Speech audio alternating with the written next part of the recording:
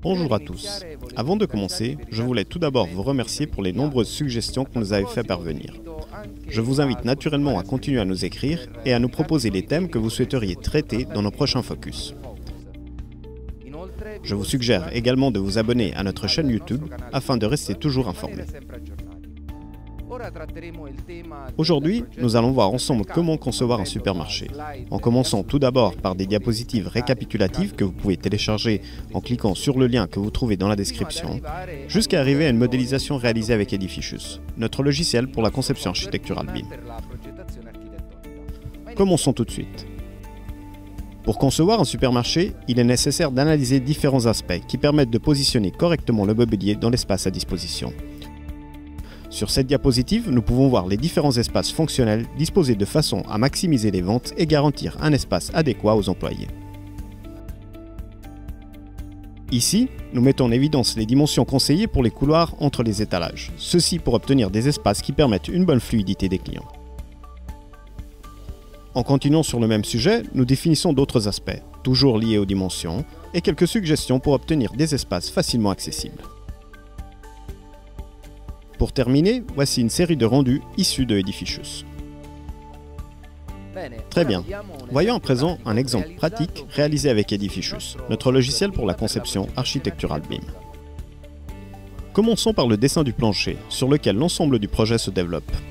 Pour ce faire, nous sélectionnons parmi les objets disponibles l'enveloppe horizontale et saisissons tous les points du périmètre.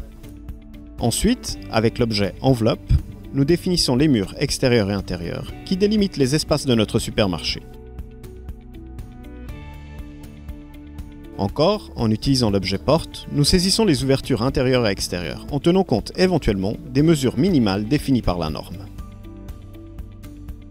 De la même manière, nous saisissons les fenêtres avec l'objet correspondant. Même dans ce cas, il est possible de modifier et personnaliser notre élément.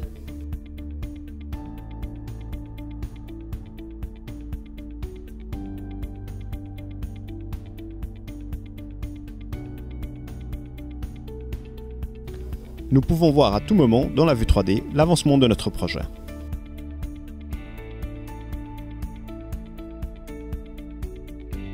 Ajoutons maintenant, à l'aide de l'objet bloc 3D, le mobilier.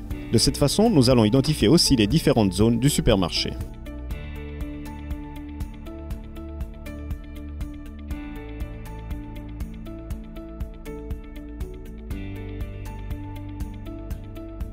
Enfin, nous affectons les matériaux aux différents éléments, en exploitant les bibliothèques déjà présentes dans Edificius.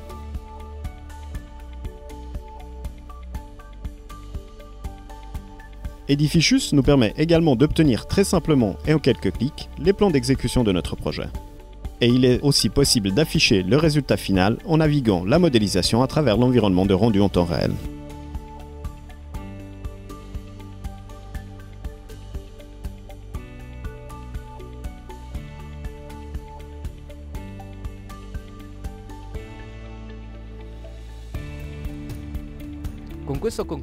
Bien, nous avons terminé. Je vous rappelle que dans la description de la vidéo, vous trouverez les liens qui vous permettront de lire l'article d'approfondissement, de télécharger les fichiers du projet, de télécharger la version d'essai de Edificius avec laquelle ouvrir le fichier d'exemple et naturellement de télécharger aussi les diapositives.